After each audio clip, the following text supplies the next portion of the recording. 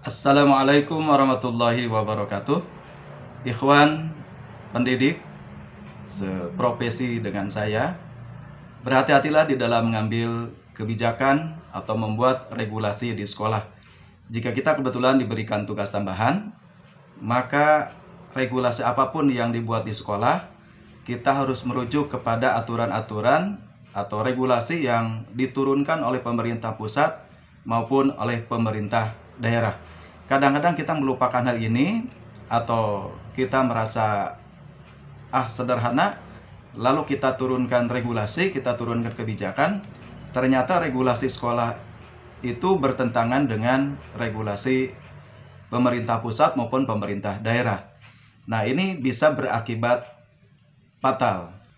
Nah, untuk itu, walaupun ada prinsip manajemen berbasis sekolah atau MBS, tapi tetap kita harus memperhatikan regulasi yang dikeluarkan oleh pemerintah pusat ataupun regulasi yang dikeluarkan oleh pemerintah daerah.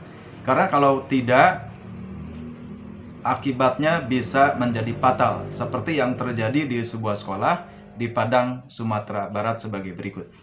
Terkait dengan kejadian di SMKN 2 Padang, Sumatera Barat, saya tekankan bahwa dengan berpedoman pada peraturan yang berlaku,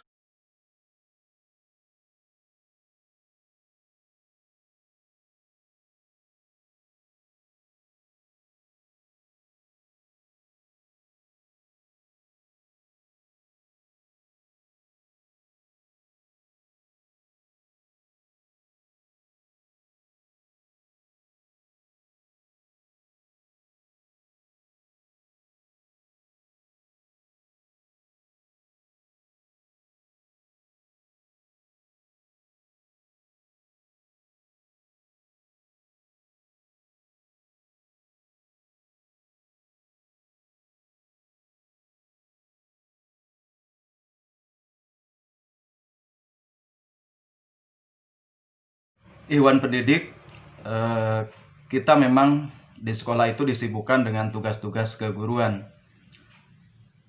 Tapi bagi pendidik yang diberi tugas tambahan oleh kepala sekolah, kita punya kesibukan tambahan. Di satu sisi kita disibukkan sebagai guru, tugas utamanya adalah mengajar, yang mana di dalam mengajar pun ada mempersiapkan bahan-bahan, mempersiapkan administrasi, kemudian kita mengajar, mengevaluasi, dan menindaklanjut. Nah, masalahnya karena kadang-kadang kita terlalu berkutat di tugas-tugas pokok kita sebagai guru dengan pekerjaan membuat perencanaan, menyiapkan bahan, mengajar, mengevaluasi, dan tindak lanjut.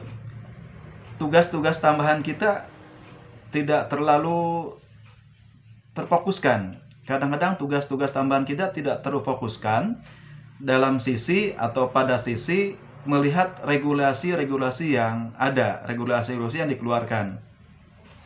Misalkan ketika kita akan membuat surat keputusan kepala sekolah tentang KKP atau tentang pengurus OSIS atau tentang pengurus ekskul. Nah, kadang-kadang kita agak sulit untuk mencari dasar-dasar hukum. Paling kita tuangkan beberapa poin saja. Nah, itu pun mungkin di antara kita ada yang karena aturan saja kalau surat keputusan dikeluarkan harus ada dasar hukum. Tapi kadang-kadang kita tidak mempertimbangkan pencantuman dasar hukum di sana itu berdasarkan penelitian kita. Misalkan di surat keputusan pengurus OSIS kita mencantumkan 5 poin dasar hukum.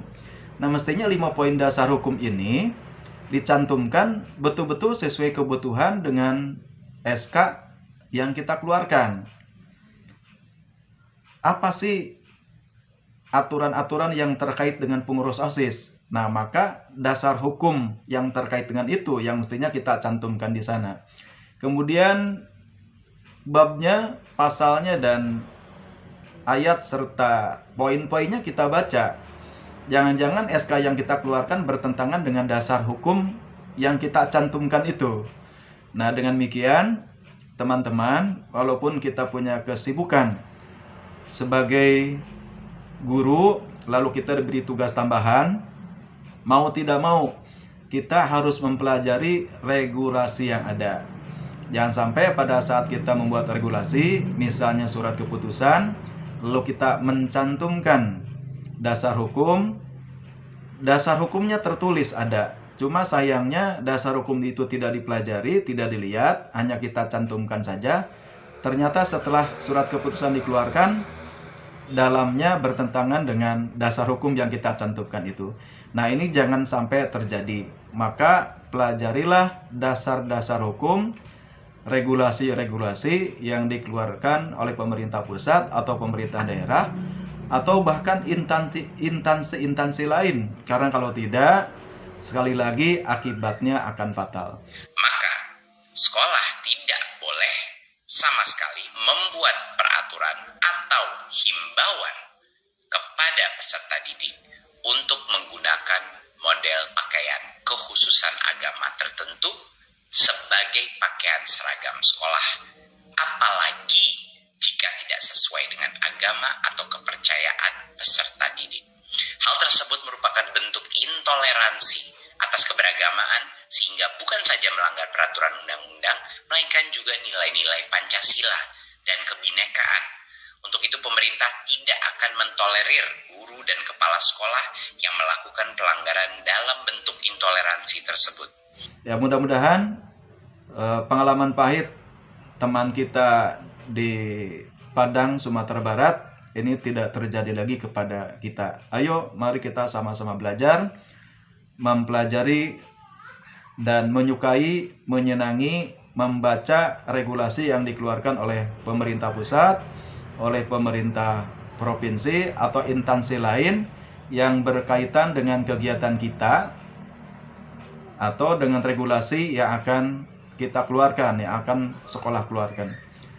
Demikian, terima kasih. Mudah-mudahan ini menjadi pembelajaran buat kita semua. Assalamualaikum warahmatullahi wabarakatuh.